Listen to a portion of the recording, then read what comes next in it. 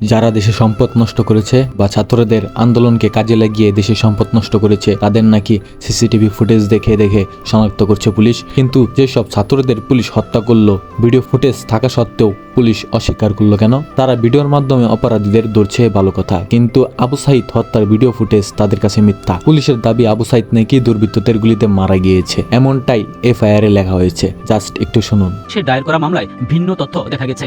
সেখানকার প্রত্যক্ষদর্শীদের বর্ণনা এবং সোশ্যাল মিডিয়ায় ছড়িয়ে যাওয়া ভিডিওতে দেখা গেছে পুলিশের গুলি আবু সাইদের শরীরে লাগে। তবে মামলার প্রাথমিক তথ্য বিবরণী বা এফআইআর এ পুলিশ দাবি করেছে আবু সাইদ পুলিশের গুলিতে নিহত হননি। এই যদি হয় দেশের অবস্থা, তো দেশের পুলিশের প্রতি বিশ্বাস মানুষের এমনি উঠে যাবে। অবশ্য বাংলাদেশের পুলিশকে বাংলাদেশের মানুষ আগে থেকেই বিশ্বাস করে না। তাদের বিশ্বাস না করার কারণ সেটা তারা আবারও প্রমাণ করে দিল। এত এত মানুষের দেখা ভিডিওটা কিভাবে ভুল হতে পারে? ভিডিওতে স্পষ্ট দেখা যাচ্ছে আবু সাইদ যেখানে বুক পেতে দাঁড়িয়ে আছে সেই অপর পাশ থেকে পুলিশ গুলি করছে, আর তার কিছুক্ষণ পরই আবু সাইদ মাটিতে লুটিয়ে পড়ে। কিন্তু সেটাও নাকি সাধারণ মানুষ ভুল দেখেছে।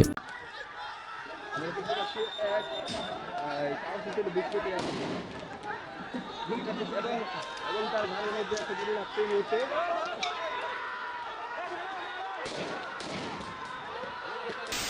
17 বছরের ছেলেকে রিমান্ডে দিয়েছে, যেটা কিনা বাংলাদেশের আইনেই নাই। তো আইন কি পুলিশরাই তৈরি করে? 1971 সালের সময় পাকিস্তানি সেনারা বাঙালিদের লুঙ্গি খুলে চেক করত। 24-এ বাংলাদেশের পুলিশ মানুষের ব্যক্তিগত ফোন চেক করে। দুইটার মধ্যে তফাৎ কি রইল?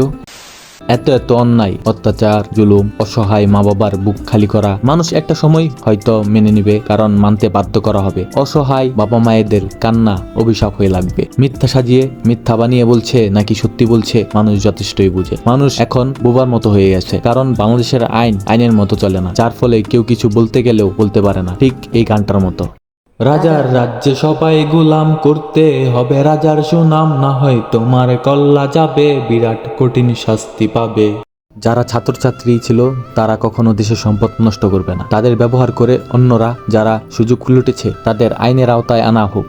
আর আমাদের ছাত্রছাত্রী ভাই বোন যাদের মারা হয়েছে, কে বা কারা মেরেছে, তাদেরকে আইনের আওতায় আনা হোক, শাস্তি দেওয়া হোক। কিছু কিছু অবুঝ বাচ্চাগুলোরে গুলি করে মারা হয়েছে, তাদের কি দোষ ছিল?